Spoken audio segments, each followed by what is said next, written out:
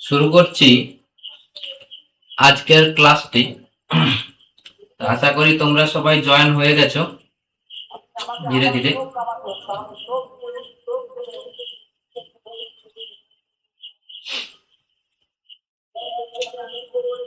আমি যে প্রবলেমগুলো তোমাদের দিয়েছিলাম ম্যাথের উপরে, তোমরা কয়েকজন মাত্র করে পাঠিয়েছো। বাকিরা তোমরা টাইম দিচ্ছ না এর পেছনে।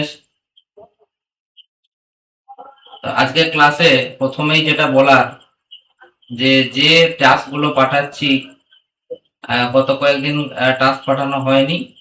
প্রত্যেকের অনেকের পরীক্ষা টরীক্ষা ছিল বলে পাঠাইনি।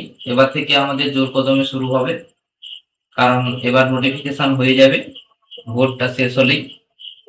তো তবে দেখা যাচ্ছে যে অনেকে টাস্ক পাঠাচ্ছ না, এইগুলো যেন না হয়। তোমাদেরকে টাস্কগুলো টাইমলি করে পাঠাতে হবে। সেগুলো একটু তোমাদের জানি পড়ার চাপ আছে, তার পাশাপাশি যেহেতু এটার জন্য প্রিপারেশন নিচ্ছ, তোমাদেরকে সেগুলো টাইমের মধ্যে করে পাঠাতে হবে। আজকে শুরু করব কয়েকটি গ্যাসের পরিচিতি নিয়ে। আর এক্সাম নেব বলেছিলাম আলো চ্যাপ্টারে, আগের ক্লাসে বলে দেওয়া হয়েছিল তোমাদের। পরপর আমরা প্রায় শেষের দিকে ক্লাস 8-এর যে সিলেবাসটা রয়েছে শেষের দিকে চলে এসেছি। বলছে কয়েকটি গ্যাসের পরিচিতি।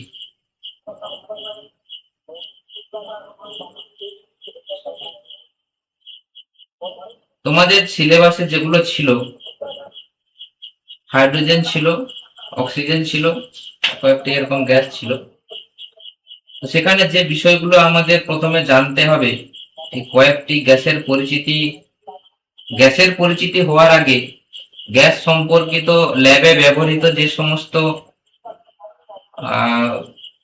ল্যাবের ইনস্ট্রুমেন্ট গুলো রয়েছে সেগুলো সম্পর্কে তোমাদের কিন্তু জানতে হবে।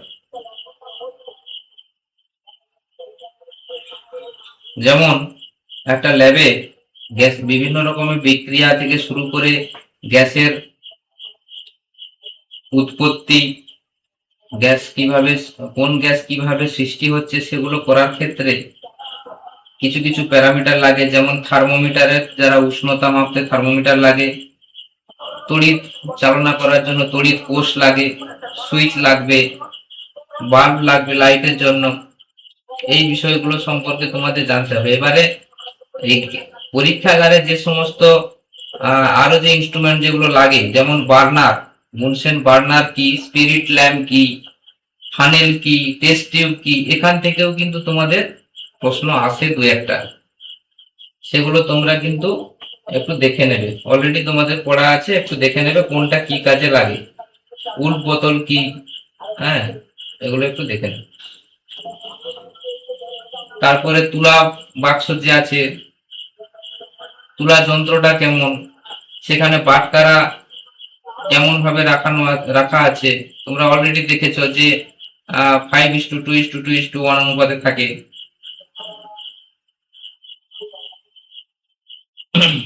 তারপরে তড়িৎ কোষ, ওখানে বিভিন্ন রকমের তড়িৎ কোষ ব্যবহার করা হয়, যেমন নির্জল কোষ, ল্যাগল্যান্স কোষ। সেই বিষয়গুলো সম্পর্কে একটু জেনে নেবে। এবারে যাচ্ছি যে অক্সিজেন নিয়ে। গ্যাসের পরিচিতিতে অক্সিজেনটা খুবই গুরুত্বপূর্ণ, কারণ এই অক্সিজেন ছাড়া আজ আমরা কিন্তু এক মুহূর্তও বাঁচতে পারবো না। প্রথমে তোমাকে জানতে হবে আমাদের এই যে বায়ুমণ্ডল রয়েছে, সেই বায়ুমণ্ডলে অক্সিজেনের পরিমাণটা কত, কে বলতে পারবে?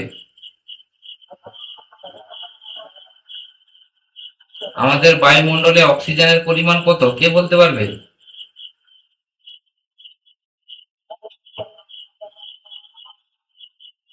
আমার কথাগুলো শোনা যাচ্ছে তো সকলের?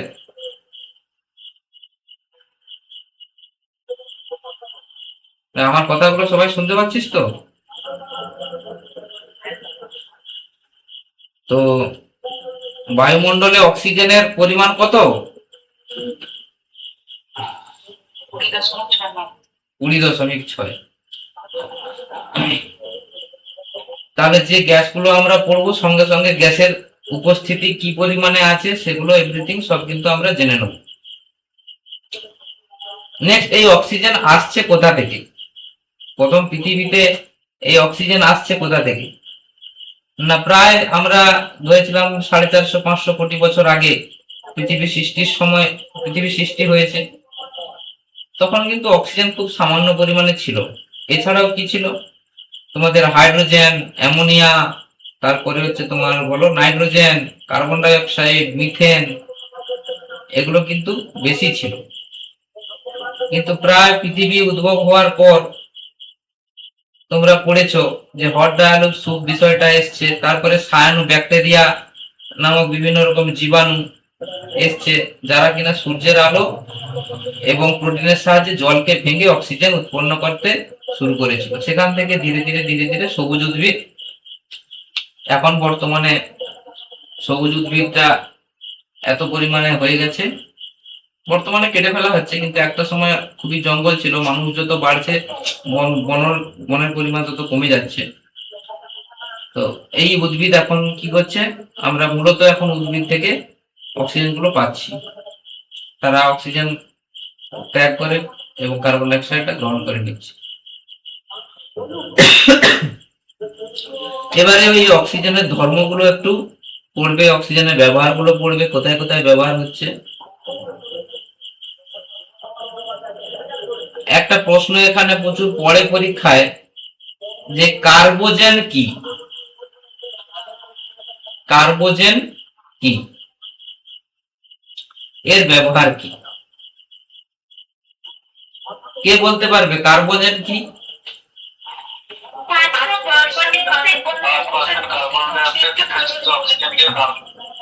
হ্যাঁ, তো একসঙ্গে না বলে হাত তুলবে।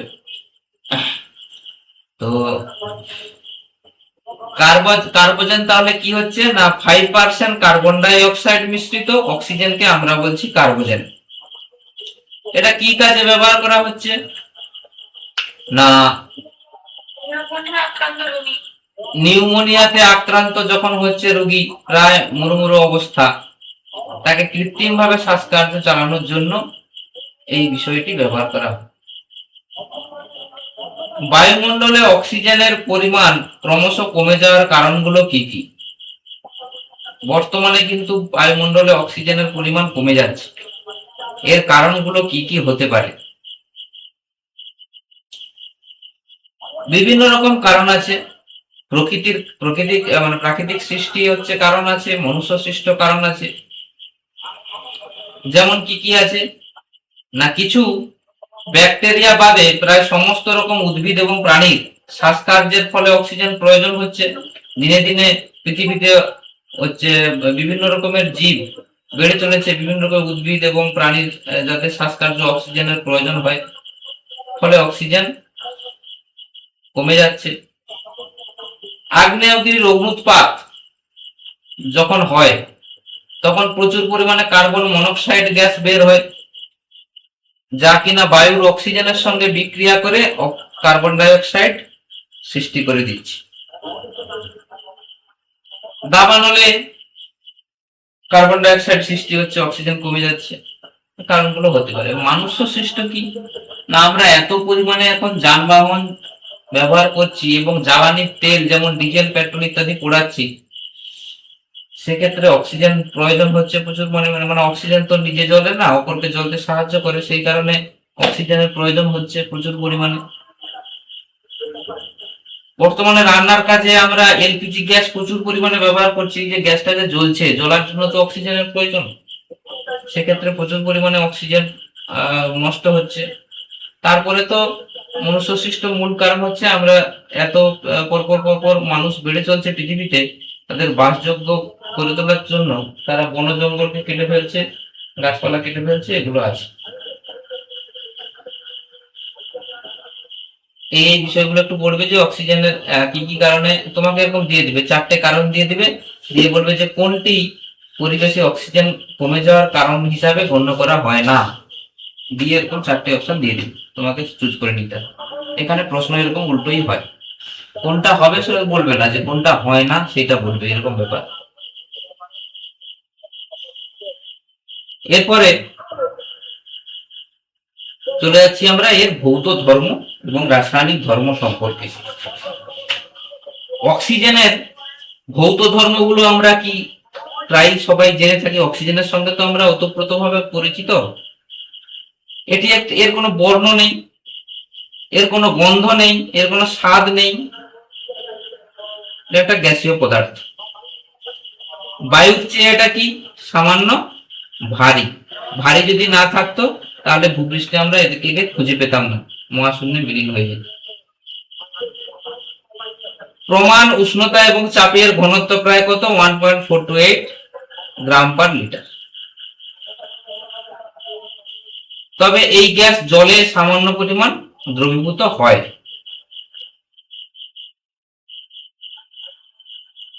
এছাড়া এর কি আছে? এর আইসোটোপ আছে। আইসোটোপ গুলো কি কি? O816, O817, O818, এগুলো হচ্ছে এদের আইসোটোপ। এগুলো ভৌত ধর্মে আমরা শিখলাম। এবারে তার রাসায়নিক ধর্মগুলো কি কি? তোমাকে এখানে মূলত রাসায়নিক, ভৌত ধর্ম তো আমরা প্রায় প্রত্যেকে সব গ্যাসগুলোর ক্ষেত্রে জানি। মূলত রাসায়নিক যে ধর্মগুলো আছে, এই ধর্মগুলো দিয়ে কিন্তু বেশিরভাগ প্রশ্ন আসে।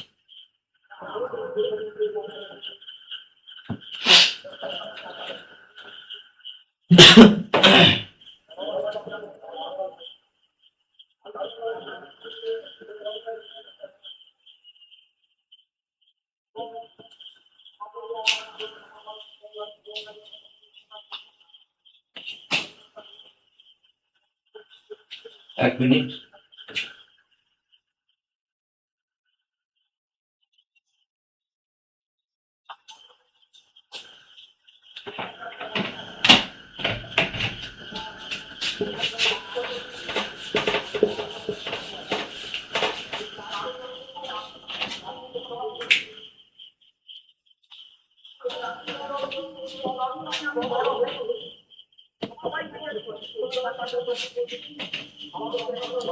এর রাসায়নিক ধর্ম কি কি? না, প্রথমত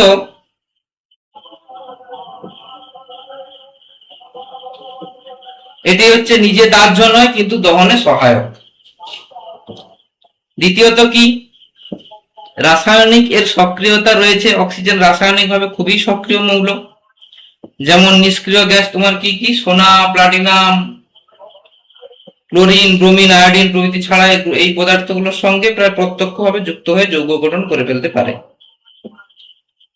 এবারে অধাতুর সঙ্গে বিক্রিয়া, একটা উদাহরণ কি হবে? অধাতু কার্বন প্লাস O2 হয়ে যাচ্ছে কি? CO2।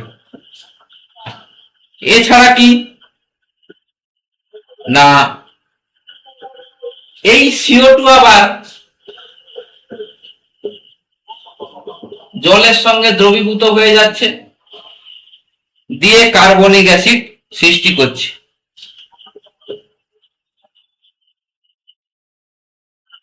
যেটা অ্যাসিড বৃষ্টি নামে আমরা পরিচিতি।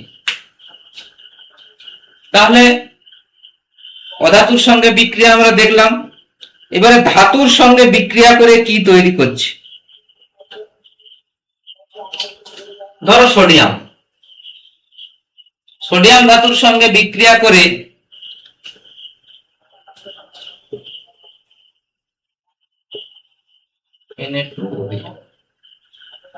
সোডিয়ামের সঙ্গে অক্সিজেনের বিক্রিয়া করে কি তৈরি হচ্ছে? Na2O। আবার এই Na2O এর সঙ্গে আবার H2O যোগ জল যোগ হয়ে কি হয়ে যাচ্ছে না, সোডিয়াম হাইড্রোক্সাইড NaOH। অর্থাৎ অক্সিজেন বিভিন্ন রকম ভাবে যুক্ত হয়ে মৌল যৌগ গঠন করতেছে। ধাতুর সঙ্গে অধাতুর সঙ্গে বিক্রিয়া করে কিভাবে হচ্ছে সেগুলো দেখতে পেলে। এবারে এর কি জারণ ধর্ম রয়েছে। আমরা জানি অক্সিজেন কোনো মৌলের সঙ্গে যুক্ত হয়ে গেলে হচ্ছে জারক পদার্থ হিসাবে কাজ করে। অক্সিজেন একটা উত্তম জারক পদার্থ। তারপরে মরচে পড়া, এই অক্সিজেনের উপস্থিতিতে লোহার সঙ্গে বিক্রিয়া করে আমাদের কি সৃষ্টি করছে না মরচে সৃষ্টি করছে। বহুদিন আমরা যখন লোহাকে খালি খোলা অবস্থায় রেখে দিচ্ছি তখন কি হচ্ছে না এটা জলের সঙ্গে জলীয় বাষ্প এবং এই অক্সিজেনের সঙ্গে বিক্রিয়া করে লোহায় একটা লাল রঙের আস্তরণ পড়ে যাচ্ছে, সেটাকে আমরা বলছি মরচে। এরপরে আমরা চলে যাচ্ছি কোথায় না এই অক্সিজেনের দহন অর্থাৎ এর শনাক্তকরণ। ধরো এই দুটো গ্যাস জারে একটা অক্সিজেন রাখা আছে, একটা হাইড্রোজেন রাখা আছে, তাহলে আমি বুঝবো কি করে? তো একটা জ্বলন্ত পাটকাঠিকে যদি আমরা এর মধ্যে প্রবেশ করাই কি হবে না সেই পাটকাঠিটাই জ্বলতে আরো দপদপ করে জ্বলতে শুরু করে দেবে। কিন্তু যখন H2 গ্যাস জারে প্রবেশ করাবো, হাইড্রোজেনের গ্যাস জারে, তখন কি হবে না পুরো গ্যাসটাই জ্বলতে শুরু করে দিচ্ছে, কারণ এ তো দাহ্য আর অপরকে জ্বলতে সাহায্য করে। এগুলো এদের শনাক্তকরণ। তাহলে অক্সিজেন সম্পর্কে আমরা শিখলাম এবং অক্সিজেনের বিভিন্ন বিক্রিয়াগুলো পড়লাম। কিন্তু তোমাদেরকে প্রশ্ন কোথা থেকে দিতে পারে না অক্সিজেনের রাসায়নিক ধর্ম থেকে দিতে পারে, আর হচ্ছে একটা গুরুত্বপূর্ণ অংশ অক্সাইড থেকে দিতে পারে। এই যে অক্সিজেন যে সমস্ত অক্সাইড সৃষ্টি করে, তোমরাই বলো দেখি অক্সিজেন কটা অক্সাইড সৃষ্টি করতে পারে?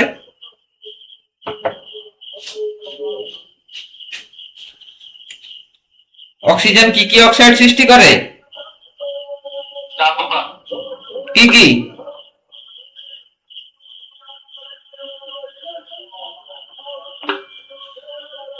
কি কি সৃষ্টি করে? আম্লিক অক্সাইড, ক্ষারকীয় অক্সাইড, অম্লধর্মী অক্সাইড আর পারঅক্সাইড। একটা হচ্ছে কি আম্লিক অক্সাইড সৃষ্টি করতে পারে, ক্ষারকীয় অক্সাইড সৃষ্টি করতে পারে,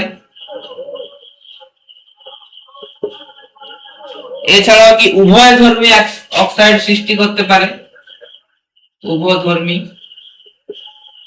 এছাড়াও কি সৃষ্টি করতে পারে মিশ্র অক্সাইড সৃষ্টি করতে পারে।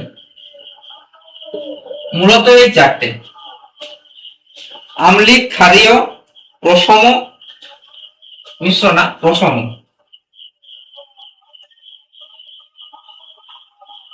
প্রশম এই মূলত চারটে। এছাড়াও রয়েছে মিশ্র অক্সাইড, আরো রয়েছে তোমার কি পারক্সাইড।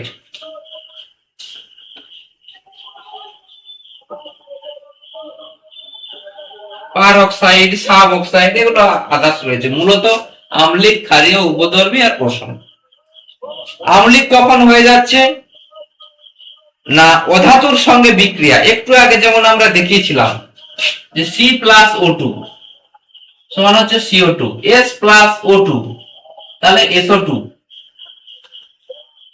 অধাতুর সঙ্গে বিক্রিয়া করে যেটা সৃষ্টি করছে সেটা হচ্ছে আম্লিক অক্সাইড। অর্থাৎ এগুলো জলীয় দ্রবণে যদি দ্রবীভূত করা যায় তাহলে তোমাদের তোমার এই অ্যাসিড সৃষ্টি করবে। এরপরে ক্ষারকীয় অক্সাইড, এ তাহলে ঠিক উল্টোটা, ধাতুর সঙ্গে বিক্রিয়া করে সৃষ্টি করছে। এই ধাতুর সঙ্গে বিক্রিয়া করে যেগুলো সৃষ্টি করছে এগুলো হচ্ছে ক্ষারকীয় অক্সাইড। এগুলো জলীয় দ্রবণে আবার কি হবে না ক্ষার সৃষ্টি করতে পারবে। তাহলে ক্ষারকীয় অক্সাইডের একটা উদাহরণ কি হবে, এগুলো বই থেকে কিন্তু তোমরা ভালো করে পড়বে। উদাহরণগুলো বইয়ে যেগুলো আছে প্লাস বইয়ের বাইরেও যেগুলো আছে অন্যান্য বইতে, উদাহরণগুলো থেকে কিন্তু প্রশ্ন আসে। তোমাকে একটা বিক্রিয়া লিখে দিবে, দিয়ে বলে দেবে যে এখানে কি অক্সাইড সৃষ্টি হয়েছে। ঠিক আছে, একটু আগে যেমন দেখালাম যে সোডিয়াম Na প্লাস কি O2 হয়ে যাচ্ছে কি না N2O, Na2O। তাহলে এগুলো হচ্ছে ক্ষারকীয় অক্সাইড। এরপরে উভয়ধর্মী অক্সাইডটা কখন সৃষ্টি হচ্ছে?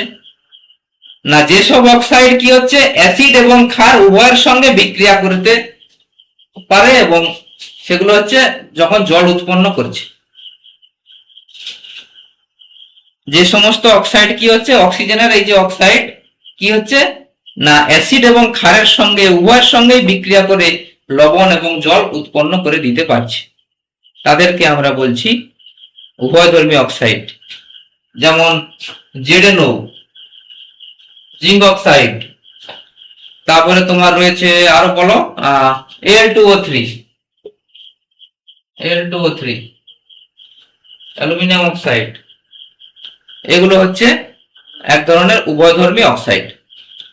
এরপরে চলে যাচ্ছে কি মিশ্র প্রসম অক্সাইড। প্রসম অক্সাইড কি না কিছু অক্সাইড আছে যেগুলো অ্যাসিড বা ক্ষার কারোর সঙ্গেই বিক্রিয়া করে না। জল অ্যাসিড বা ক্ষার কারোর সঙ্গে বিক্রিয়া করছে না, কিন্তু এটা একটা অক্সিজেনের সঙ্গে যুক্ত হয়ে অক্সাইড তৈরি করেছে, এটা একটা অক্সাইড, এটাকে আমরা বলছি প্রসম অক্সাইড। এছাড়াও রয়েছে মিশ্র অক্সাইড। মিশ্র অক্সাইড কি না একাধিক অক্সাইডের যখন মিশ্র মানেই হচ্ছে তার মধ্যে মিশে আছে, একাধিক অক্সাইড মিশে মিশে গিয়ে তৈরি করছে, সেই জন্য এটাকে বলছি মিশ্র অক্সাইড। ফেরোসোফেরিক অক্সাইড Fe3O4,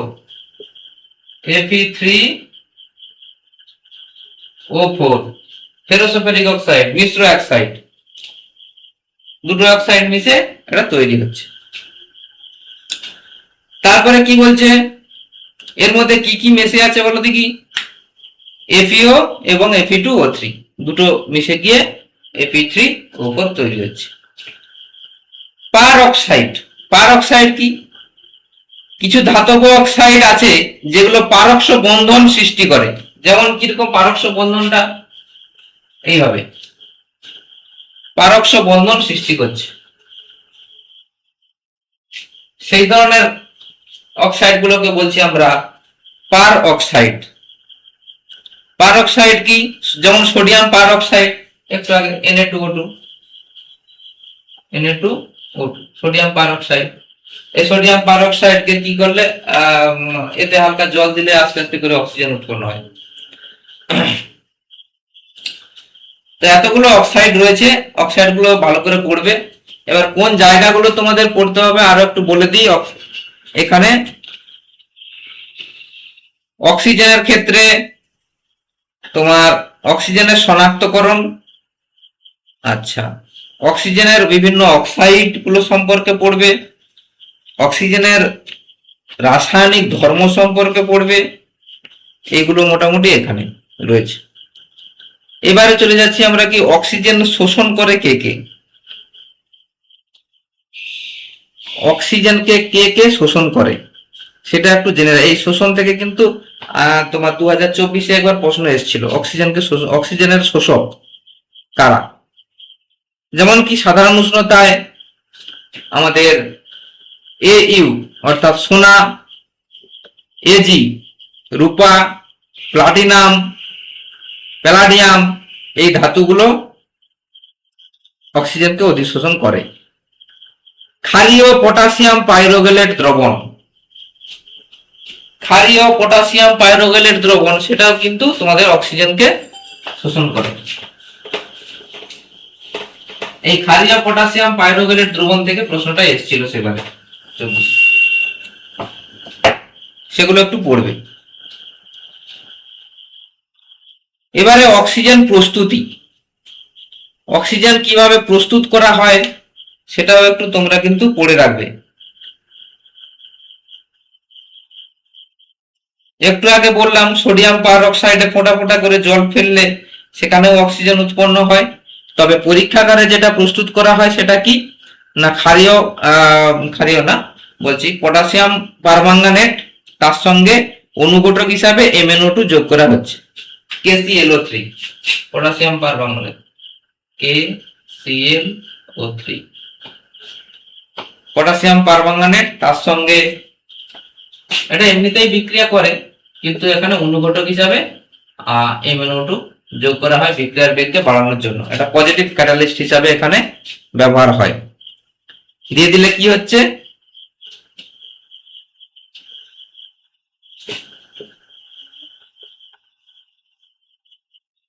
তার সঙ্গে MnO2 আনচেঞ্জ।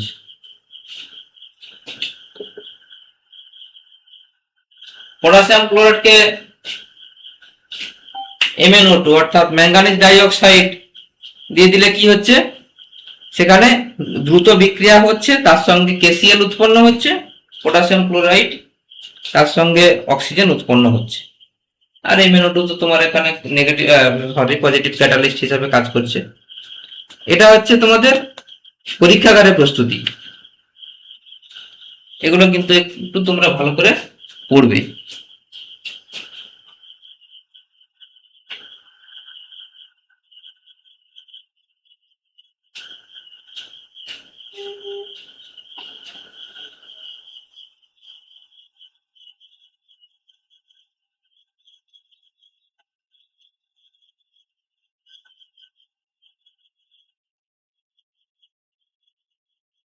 একটা কল এসছে, 1 মিনিট। আচ্ছা, নেক্সট।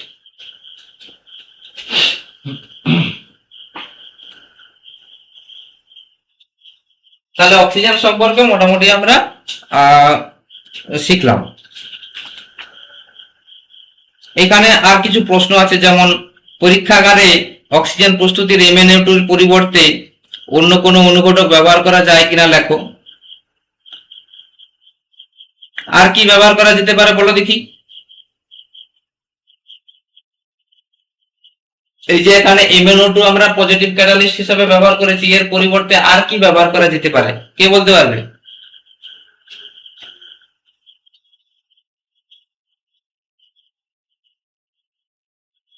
বল রে তোরা একটু আধটু। ফেরিক অক্সাইড বা কিউপ্রিক অক্সাইড।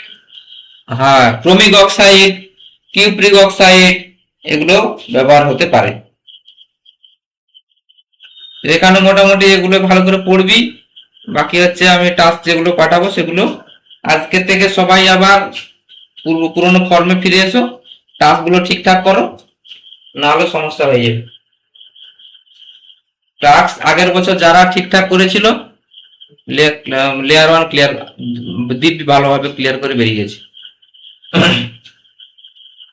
টাস্ক করা মানে তুমি এটার মধ্যে টাচে আছো, এটার সঙ্গে আছো, না করলে ও সব বেরিয়ে যাবে মাথা থেকে। কারণ 9 এর পড়ার চাপ আছে, তার উপরে আবার 8 এর পড়া পড়াচ্ছি আমি এখন, কারণ 8টাই এখানে গুরুত্বপূর্ণ। এরপরে হাইড্রোজেনের যে জায়গাগুলো পড়তে হবে সেগুলো একটু বলে দিচ্ছি। অক্সিজেনের মতো হাইড্রোজেন নিজে একটি দাহ্য পদার্থ, তার ভৌত ধর্মগুলি পড়বে। এটাও একটা কি, সাধারণ অবস্থায় বর্ণহীন, গন্ধহীন, স্বাদহীন। এরপরে এটা একটা আচ্ছা, নেক্সট হচ্ছে এর ভৌত ধর্ম আর কি আছে না, সাধারণ অবস্থায় তো এগুলো হলো। আচ্ছা, হাইড্রোজেন বিস্ফোরণ কিন্তু ঘটাতে পারে, এটা হচ্ছে তার একটা ভৌত ধর্ম হিসাবে।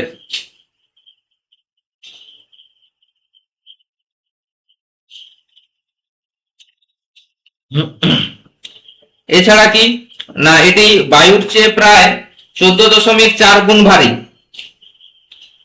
পরীক্ষায় দেয় বায়ু থেকে এটি কত গুণ ভারী, 14.4 গুণ ভারী। এটি জলে অদ্রাব্য, এই জলে অদ্রাব্য, দ্রবীভূত হয় না। হাইড্রোজেনের আইসোটোপ আছে, আইসোটোপ কি কি, সাধারণ হাইড্রোজেন বা প্রোটিয়াম, ডয়টেরিয়াম আর ট্রিটিয়াম, তাই তো? এগুলো সাধারণ অবস্থায় আমরা জানি। নেক্সট, এবার তার রাসায়নিক ধর্মগুলো সম্পর্কে পড়তে হবে। তার আগে আমরা জেনে যাব যে হাইড্রোজেন কিন্তু একটি তীব্র বিজারক। অক্সিজেন যেমন একটা জারক ছিল, এ কিন্তু তীব্র বিজারক। জার্মান হাইড্রোজেন কাকে বলে, কে বলতে পারবে?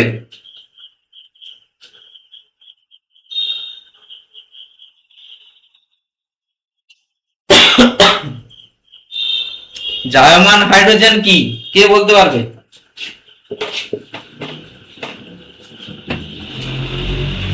কোন রাসায়নিক বিক্রিয়ার ফলে হাইড্রোজেন গঠিত যৌগ থেকে শুদ্ধমুক্ত হাইড্রোজেনকে জায়মান হাইড্রোজেন বলে। জায়মান হাইড্রোজেন মানে যে কোনো একটা আহ, বিক্রিয়াতে যখন রাসায়নিক বিক্রিয়াতে যখন হাইড্রোজেন গঠিত কোনো যৌগ থেকে হাইড্রোজেনটা জাস্ট আলাদা হয়েছে,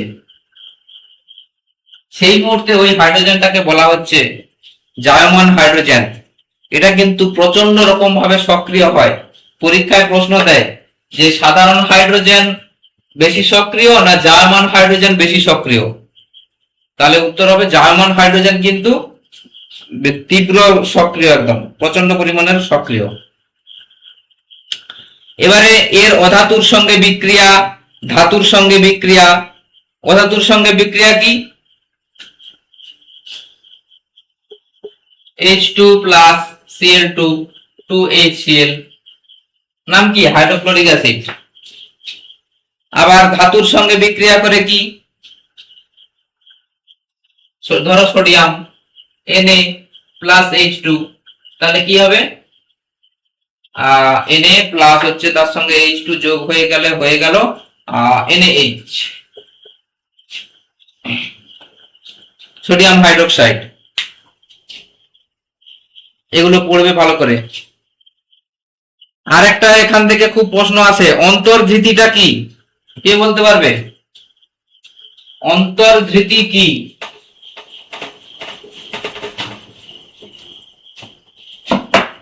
প্যালাডিয়াম, প্লাটিনাম প্রভৃতি ধাতুকে মুক্ত অবস্থায় সাধারণত হাইড্রোজেন গ্যাসকে পরিশোধন করতে পারে এবং তাপ দিলে পরিশোধিত হাইড্রোজেন বেরিয়ে আসে।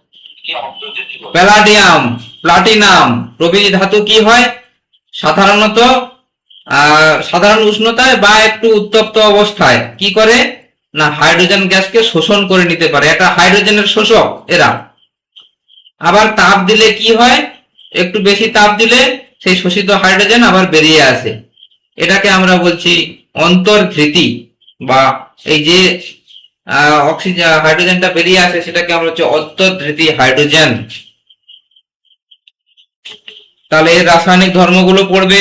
এরপরে হচ্ছে অন্তর্ধৃতির শর্তগুলো একটু পড়বে, এই জায়গাগুলো বলে দিচ্ছি, একটু মার্কিং করে নেবে। জল থেকে কিভাবে হাইড্রোজেন গ্যাস পাওয়া যেতে পারে? তোমাকে প্রশ্ন করে দিল। এটা একমাত্র তড়িৎ বিশ্লেষণে সম্ভব। তড়িৎ বিশ্লেষণ করলে এখানে হাইড্রোজেন এবং অক্সিজেন গ্যাস উৎপন্ন হবে। পরীক্ষাগারে হাইড্রোজেন প্রস্তুতি করবে কি করে?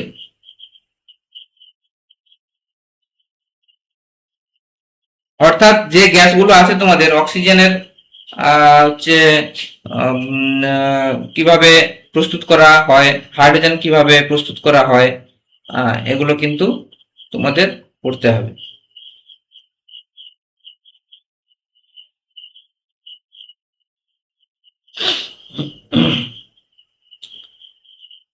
প্রচুর প্রশ্ন আছে এটা। হাইড্রোজেনকে জল উৎপাদক বলা হয় কেন? এই নামটি কে দিয়েছিলেন?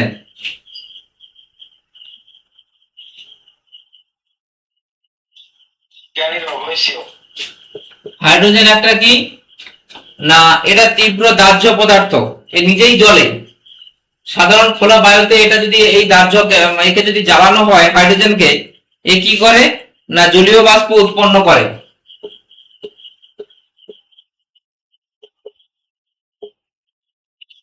এই জন্য একে বিজ্ঞানী ল্যাভোইসিয়ার নাম দিয়েছিলেন জল উৎপাদক।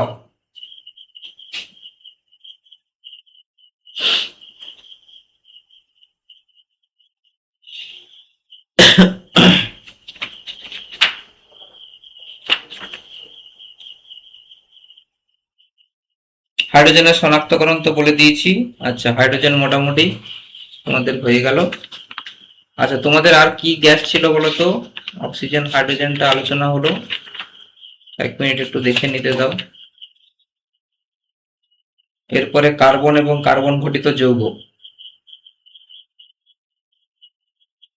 কার্বন এবং কার্বন ঘটিত যৌগটা পরের দিন করব। তাহলে তোমাদের মূলত ক্লাস 8-এ আছে অক্সিজেন এবং হাইড্রোজেন, সেগুলো সম্পর্কে আমরা মোটামুটি শিখলাম।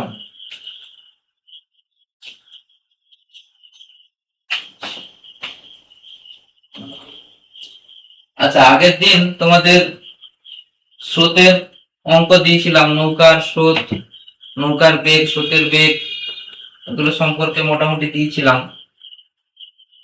সেগুলো সবাই করেছো? হ্যাঁ স্যার। হ্যাঁ স্যার। প্রত্যেকে কিন্তু করনি, যারা করনি তারা কিন্তু টাচে থাকছো না, তোমাদের সমস্যা হবে বলে দিচ্ছি, বারবার বলছি এগুলো করো।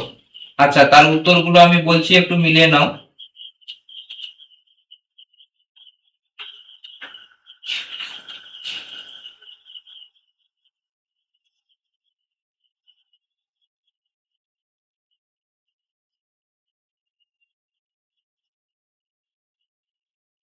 এক মিনিট।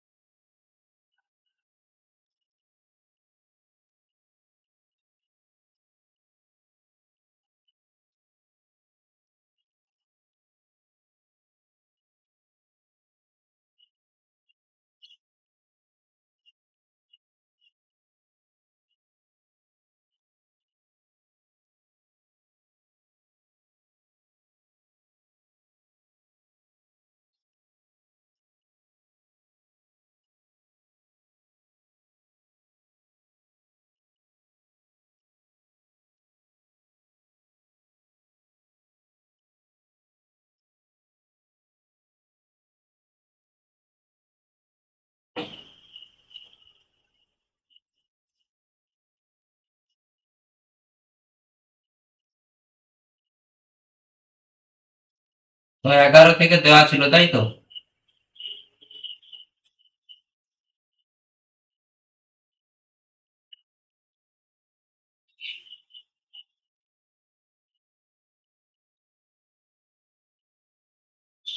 নৌকা স্রোত, নৌকা স্রোত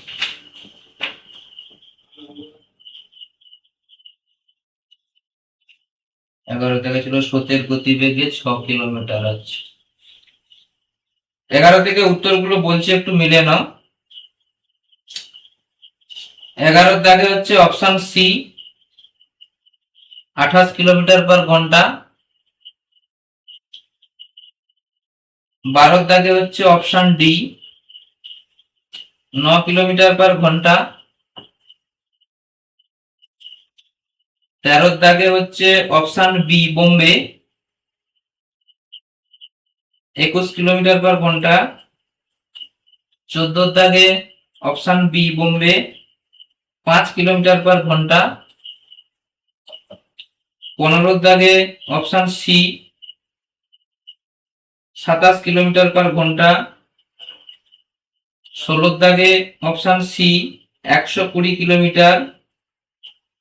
17 দাগে অপশন সি, 1.12 কিলোমিটার/ঘন্টা। 18 দাগে অপশন সি, 10 কিলোমিটার/ঘন্টা।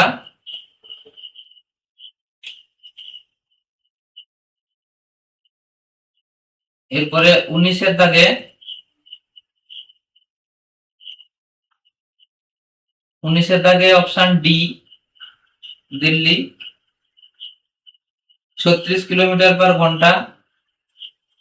20-এর দাগে অপশন সি 162 কিলোমিটার পার ঘন্টা। 21-এর দাগে অপশন বি 7 কিলোমিটার পার ঘন্টা। 22-এর দাগে option D Delhi 25 kilometre per ঘন্টা।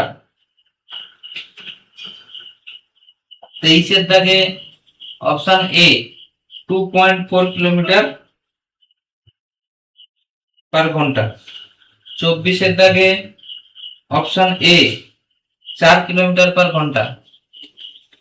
25-এর দাগে অপশন বি বোম্বে 6 কিলোমিটার পার ঘন্টা। প্রত্যেকের হয়েছে এগুলো? মিলেছে প্রত্যেকের? হ্যাঁ স্যার। কার কোনটা হয়নি হয়নি এরকম আছে কিনা? 17। 17।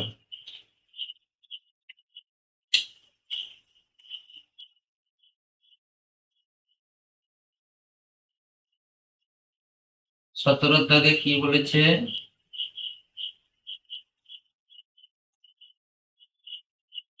কোনো একটি নির্দিষ্ট দূরত্ব অতিক্রম করতে অনুকূলের গতিতে যে সময় লাগে প্রতিকূলের গতিতে তার দ্বিগুণ সময় লাগে। স্থির জলে একটি নৌকার গতি ঘন্টায় 4.12 কিলোমিটার হলে স্রোতের গতি ঘন্টায় কত হবে?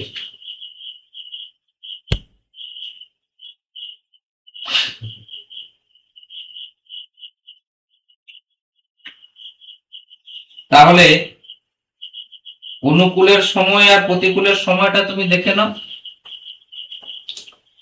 অনুকূলের সময় যা লাগে কতগুলো তার দ্বিগুণ সময় লাগে। তাহলে অনুকূলে যে সময়টা লাগে তার সঙ্গে প্রতিকূলের সময়ের অনুপাত কি হবে? না 1:2। 1 মিনিট একটু দেখে দিলাম।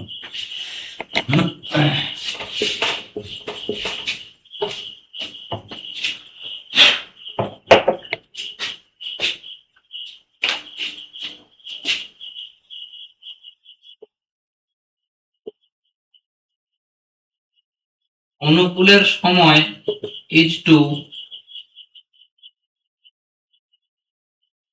প্রতিকূলের সময় এর অনুপাত কত? না 1:2। অনুকূলে যে সময়টা লাগে প্রতিকূলে তার দ্বিগুণ সময় লাগে, এটাই বলেছে।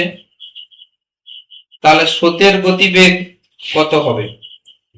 এবার তোমাকে এখানে বলেছে কি 17 দাগে, যদি স্থির জলে একটি নৌকার গতিবেগ ঘন্টায় 4.12 হয় তাহলে স্রোতের গতিবেগ কত হবে?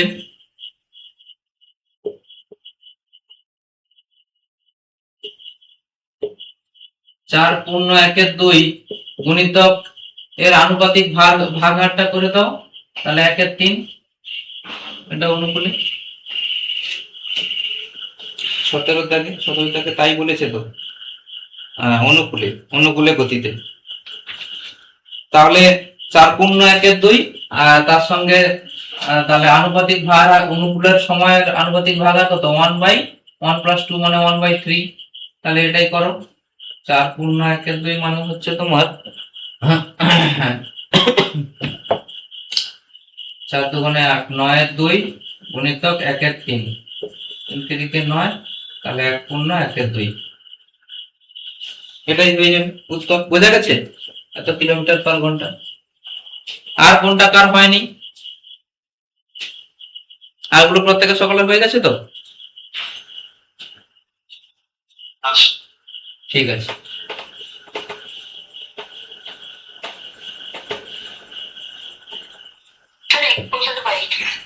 একুশ বাইশে কি আছে? কোনো একটি নির্দিষ্ট দূরত্ব অতিক্রম করতে অনুকূলের গতিতে যে সময় লাগে প্রতিকূলের গতিতে তার 3 গুণ সময় লাগে।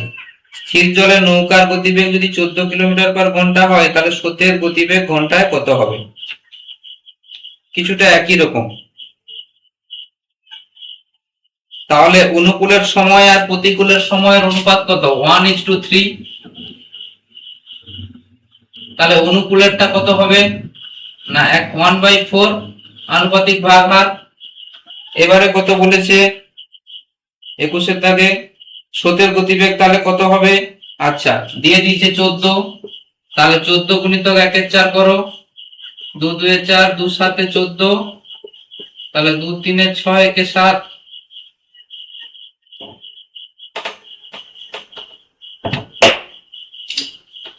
তাহলে যাচ্ছে কত 3 পূর্ণ 1 2।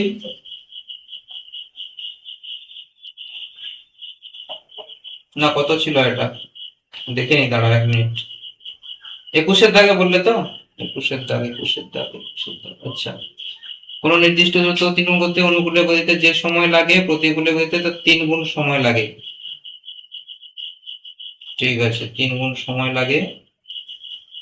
স্রোতের গতিবেগ বলে দিয়েছে কত বের করতে হবে। স্থির জলের নৌকার গতিবেগ বলে দিয়েছে 14। আচ্ছা,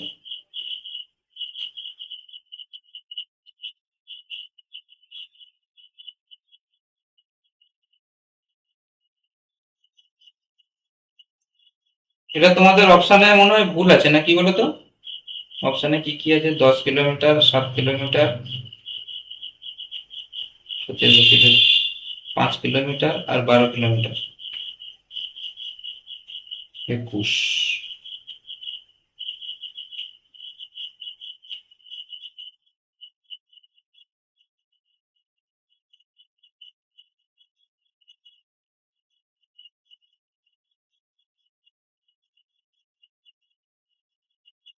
1 মিনিট দাঁড়াও, অঙ্কটা ঠিক আছে কিনা আগে দেখি।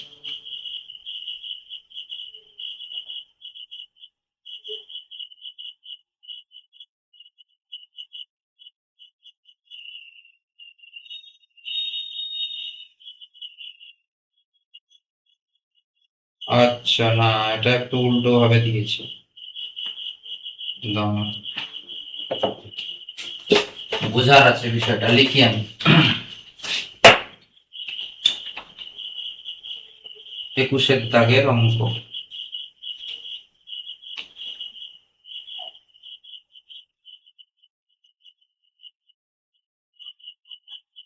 অনুকূলে যা সময় লাগে প্রতিকূলে তা 3 গুণ। অনুকূলের সময় ইজ টু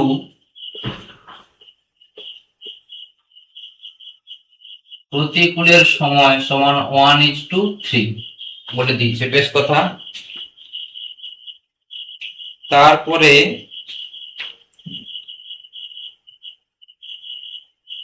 স্থির জলে নৌকার গতিবেগ বলেছে এখানে, অনুকূলে বা প্রতিকূলে কিন্তু বলেনি। তাহলে তোমাকে স্থির জলে ওটা বের করে নিতে হবে।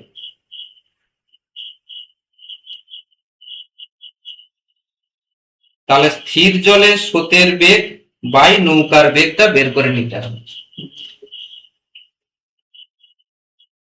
তাহলে স্থির জলে স্রোত ইজ টু নৌকার বেগ হয়ে যাবে কত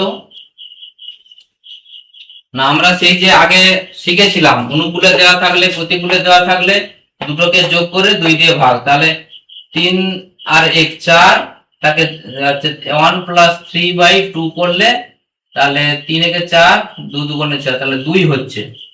তাহলে এটা যদি হয় 1:2 হয়ে যাবে। এটা আগে বুঝতে হবে। অনুকূলের সময় দিয়ে দিচ্ছে, এটা কিন্তু স্থির জলে দেয়নি। অনুকূলের সময় দিয়ে দিচ্ছে, প্রতিকূলের সময় দিয়ে দিচ্ছে 1:3। তাহলে স্থির জলে সেটা কত হবে, কারণ স্থির জলে তোমাকে বের করতে বলেছি। তাহলে স্থির জলে স্রোত ইজ টু নৌকার বেগ যেটা হবে কত 1:2। তাহলে এবারে তোমাকে দিয়ে দিচ্ছে এখানে কি 14 কিলোমিটার/আওয়ার, এটা হচ্ছে স্থির জলে নৌকার বেগ। তাহলে স্রোত হবে কত, তাহলে 14 গুণিতক 1/2 হয়ে যাবে সমান 2 7 14 7 হয়ে যাবে। এটা বুঝতে হবে তোমাকে, বোঝার আছে। এটা সবসময় মনে রাখবে, একটা সূত্র আছে শর্টকাট, যে অনুকূলের হচ্ছে গতিবেগ এবং প্রতিকূলের গতিবেগ দেওয়া থাকলে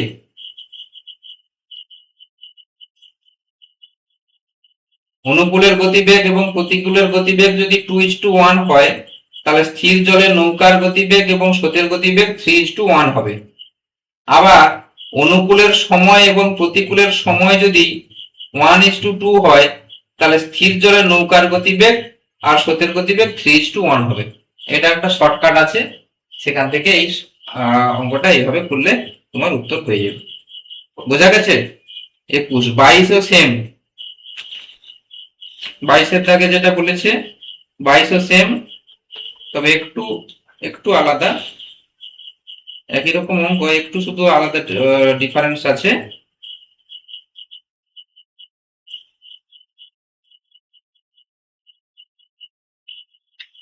এখানে শুধু বলেছে কি না, এক নৌকারোহী স্রোতের অনুকূলে একটি নির্দিষ্ট দূরত্ব যায় 8 ঘন্টায় এবং ফিরে আসে 12 ঘন্টায়। যদি স্রোতের গতিবেগ 5 কিলোমিটার/ঘন্টা হয়, তবে স্থির জলে নৌকার বেগ কত হবে? এটা আর কিছুই না, স্থির জলে নৌকার গতিবেগ বের করতে গেলে কি করতে হয়, আমরা এখানে একটা শর্টকাট তোমরা একটু লিখে রাখো, একটা শর্টকাট আছে। এইরকম অঙ্ক থাকলে স্থির জলে গতিবেগ সমান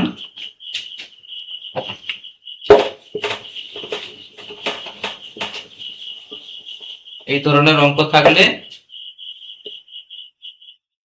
স্থির জলে গতিবেগ সমান z into x plus y by y minus x. এটা করে দাও। এখানে কোনটা না, স্রোতের অনুকূলে যদি x ঘন্টায় যায় এবং y ঘন্টায় যদি ফিরে আসে এবং স্রোতের গতিবেগ যদি z হয়, তাহলে সেক্ষেত্রে এই ধরনের আমরা শর্টকাটে বসিয়ে দেবো 22-এর দাগের অঙ্কটা। তাহলে এখানে 22-এর দাগে হয়ে যাবে কত, তাহলে এখানে আছে 5 আছে, ওদিকে 8 আর 12, তাহলে 5 8 প্লাস 12 বাই 12 মাইনাস 8, তাহলে হয়ে যাচ্ছে কত, 12 থেকে 8 গেলে 8 4 12 4, তাহলে 5 গুণিতক 12 8 20 বাই 4, 4 5 20, তাহলে 5 5 25 হয়ে যাচ্ছে, 25 কিলোমিটার/আওয়ার। এটা হচ্ছে 22-এর দাগে। 22-এর দাগেটা একটু আলাদা। এই ধরনের অঙ্ক থাকলে শর্টকাট হচ্ছে এইটা, এই দুটোকে যোগ করবে, যদি x ঘন্টায় যায় এবং y ঘন্টায় যদি ফিরে আসে, এই দুটোকে যোগ করবে, বাই দুটার মধ্যে ডিফারেন্স, মানে ছোট থেকে বড়টা, এটা অ্যাকচুয়ালি ডিফারেন্স বের করতে হয়, দুটোর মধ্যে ডিফারেন্স, তার সঙ্গে হচ্ছে এই অংশটা গুণ করে দেবে। এই জেডটা কি না, স্রোতের গতিবেগ। বোঝা গেল? কার 21 22 হয়নি, বোঝা গেল? আর আর বাকিগুলো সব হয়ে গেছে? আর বাকিগুলো সব হয়ে গেছে?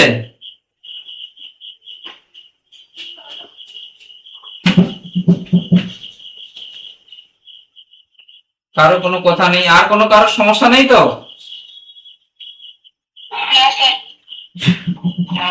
ঠিক আছে। জীবন বিজ্ঞান পড়েছো তোমরা?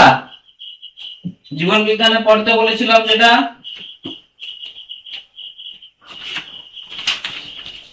জীবন বিজ্ঞানে তোমাদের আজকে এই যে অন্তঃক্ষরা ও বয়স সন্ধি, তারপরে পরিবেশের সংকট ও সংরক্ষণ পড়তে বলেছিলাম। নেক্সট দিন কিন্তু পরীক্ষা নেব, পরিবেশের সংকট এবং সংরক্ষণ, ভালো করে পড়বে। আজকে তাহলে যেগুলো আলোচনা করা হলো এগুলো বোঝা গেল প্রত্যেকের?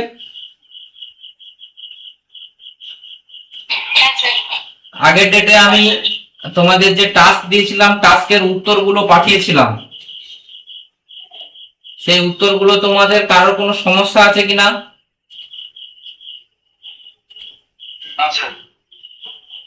সবাই মিলিয়েছো? হ্যাঁ স্যার। এবার আজকে থেকে আবার নতুন টাস্ক যাবে, এবার ফুল দমে একদম প্রত্যেকে ঠিকঠাক ভাবে টাস্ক গুলো করে পাঠাবে। কেউ কিন্তু ফাঁকি দেবে না, বারবার বলছি, ফাঁকি দিলে তুমি ফাঁকে পড়বে।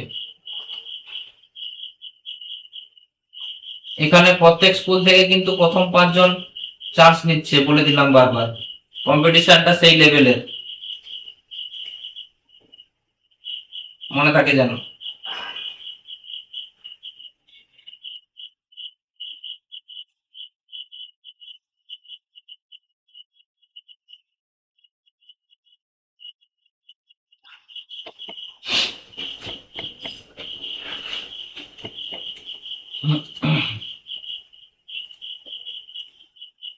আজকে একটু অ্যাটেন্ডেন্সটা দাও।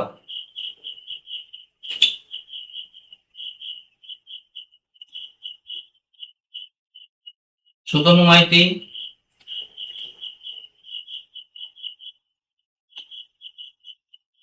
Sutanu Maiti, yes sir. Soham Das, present sir. Somdeb Maiti. এই সোমদেব কোন স্কুলে গো? তোমাদের পরিচিতি কেউ আছে? পাহাড়পুর স্কুলে। পাহাড়পুর স্কুলে তোমার সঙ্গে দেখা হয়? না। আচ্ছা আচ্ছা আচ্ছা, ক্লাস করছে না কেন? ওকে গ্রুপ থেকে বের করে দিতে। Trisha Bhuiyan, present sir. আগের দিন কইছিলি রে? ক্লাস করিসনি আগের দিন? এক্সট্রা ক্লাস দেওয়া হয়েছিল যেটা। না স্যার, আমরা ক্লাসটা করা হয়নি। Kingshuk Sahu, yes sir. বারবার প্রত্যেককে বলছি, তোমরা কিন্তু এখন টাস্ক গুলো ঠিকঠাক করে পাঠাবে। এরপরে এপ্রিল মাসটা আমাদের শেষ হয়ে যাওয়ার সঙ্গে সঙ্গে আমরা কিন্তু ভিএসওর প্রত্যেকটা চ্যাপ্টার ধরে ধরে পরীক্ষা নেব। সেই পরীক্ষায় কিন্তু ব্যাখ্যামূলক প্রশ্নগুলোই থাকবে বেশিরভাগ, সেইভাবে চ্যাপ্টার গুলো পড়ে রাখো। এখন তো স্কুলের অতটা চাপ নেই, তোমাদের বোর্ড পর্যন্ত অন্তত স্কুলের চাপ নেই। এই সময়টা একটু ভালো করে রিভাইজ মেরে দাও, কারণ এপ্রিল মাসে পরেই কিন্তু মে মাসে তোমাদের হচ্ছে এক্সাম চলে আসবে, নোটিফিকেশন দিয়ে বেশি সময় পাবে না। Subarna Pradhan, present sir. Ranadip Maiti, yes sir. Soham Giri, absent, Sanjana Santra,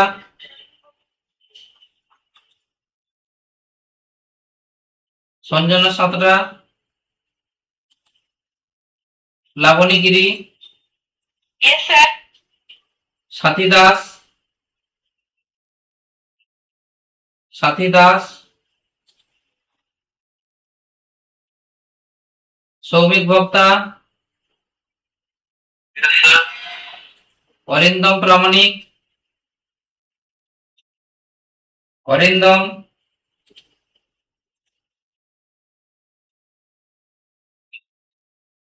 Sumita Mula, yes sir. Debabrata, yes sir. Sunit Manna. Yes sir. আগে দুটো ক্লাস করিসনি কেন? পরীক্ষা ছিল নাকি? হ্যাঁ। শ্রেয়া প্রধান, প্রেজেন্ট স্যার। নবনীতা ধারা, নবনীতা ধারা, অদ্রিজা, প্রেজেন্ট স্যার। অদ্রিজা তোমার টাইটেলটা কি গো? মাইতি।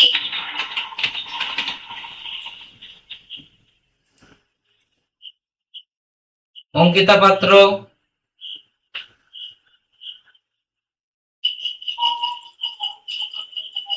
অঙ্কিতা পাত্র,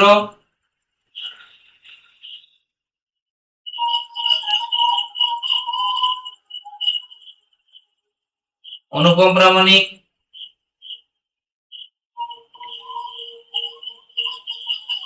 অনুপম প্রামাণিক, স্যার স্যার অরিন্দম প্রেজেন্ট আছে।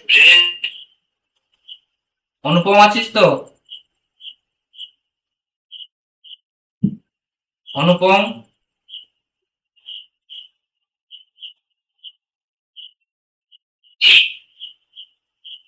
নেটওয়ার্ক প্রবলেম হচ্ছে না? স্যার অরিন্দম প্রেজেন্ট আছে।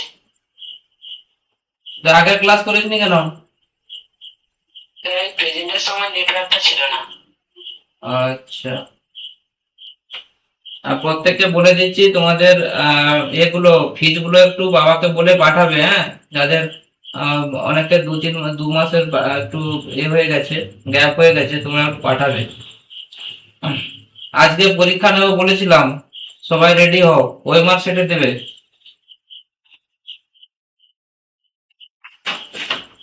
আলো চ্যাপ্টার নেবো বলেছিলাম।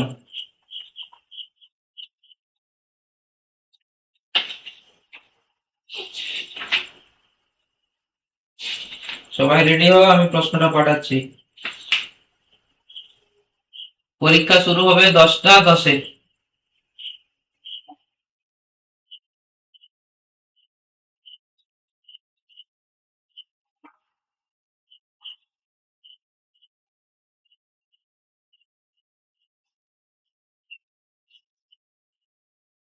10টা 10-এ তোমাদের পরীক্ষা, 10টা 10-এ তোমাদের পরীক্ষা শুরু হবে।